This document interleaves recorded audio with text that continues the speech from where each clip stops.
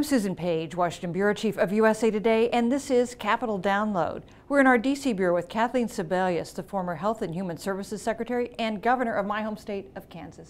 Thanks so much for being with us. Great to see you, Susan. 1 year ago, you were under some pretty fierce fire over the botched rollout of the healthcare.gov website. And when we ask people for questions on social media to ask you today, we got a tweet from You Thought It Too, and this person asked, did she feel scapegoated about healthcare site's launch? It's not like she was in there writing code.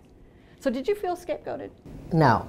I think that I was a CEO of a big company with an important rollout, and healthcare.gov was something that had been promised to work smoothly, to work like you were buying an airline ticket, you know, using your app on your computer, and instead it worked like buying an airline ticket on a fax machine. The website is working better now. You bet. But there's still controversy about the Affordable Care Act. And one of the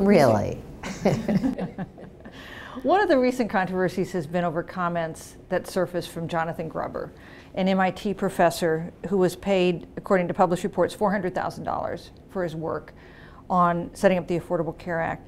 And he said it passed thanks to the stupidity of the American voter. First of all, some people describe him as an architect of the law. Is that an accurate description of his role? Dr. Gruber, I think, could be regarded as the architect of Romney Care, but he was a consultant, one of many, on the issues around how to frame the subsidies, what were the proper ways going forward. But I can't imagine a process that was more open and transparent, and I just think he's dead wrong. Is he somebody you met with a lot? I did not. I know our staff did, and I think he met with various advisors, but I did not meet with Jonathan Gruber. Ever? You never met him? Well, he maybe was in a large room.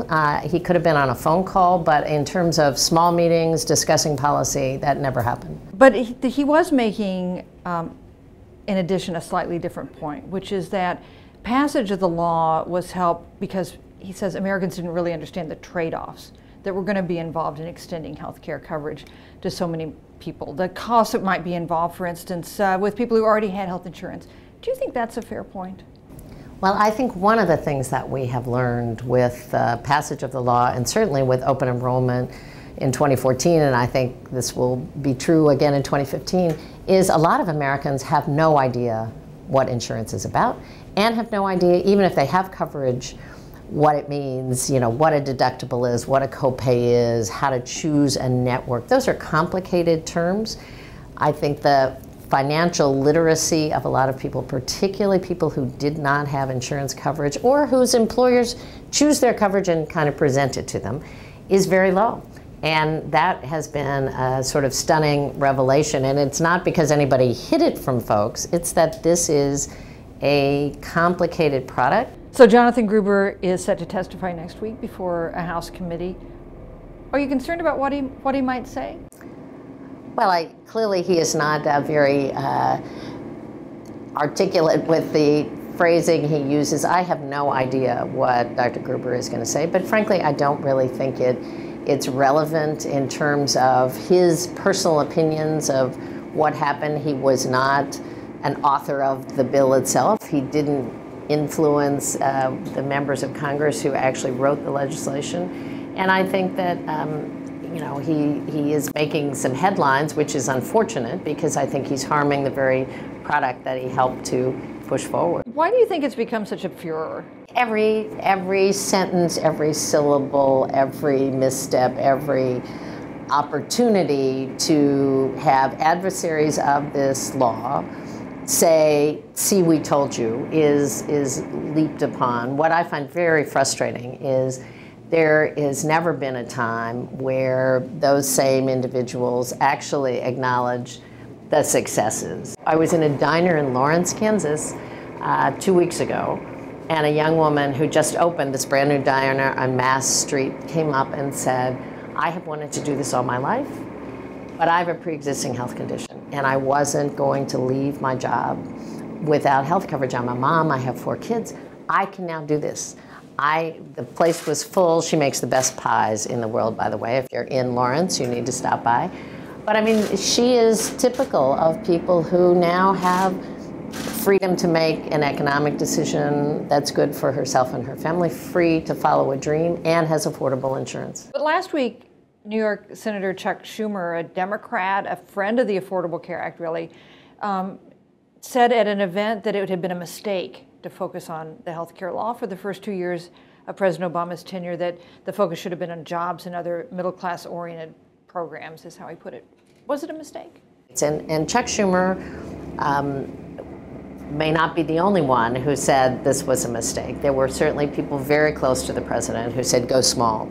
You know, do a handful of children and get out. Do, you know, some 55-year-olds and get out. Move this along. And at every point along the way, the president would ask the assembled group, is there a chance to get a comprehensive bill passed? And if so, we have to take that chance. This is a moment I don't want to miss. And if it ended up costing, as I think most analysts believe, cost Democrats control first of the House and now of the Senate, is that worth it to have gotten this big piece of legislation through? Well, first of all, I don't know that 2014 midterm elections are related directly to the Affordable Care Act. In fact, the exit polls seem to indicate that that was low on people's list of what they were worried about and concerned about. But was it worth it? You bet. I think that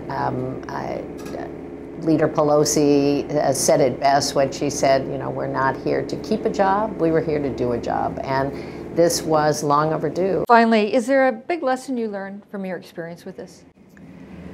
Well, I think the lesson is change is very hard, and I was probably a bit overly optimistic at how quickly people would switch gears and embrace the law. I was really a believer that once the Supreme Court decided, then a lot of the fear would die down. Or once the president was reelected, that would certainly end the debate, because this was a huge part of the debate around reelection. None of that has happened, but I still think that making big, bold moves is what moves this country forward, and this was an opportunity to do something long overdue. So is it worth the price? You bet. Kathleen Sebelius, thanks for joining us on Capitol Down. Great to be with you.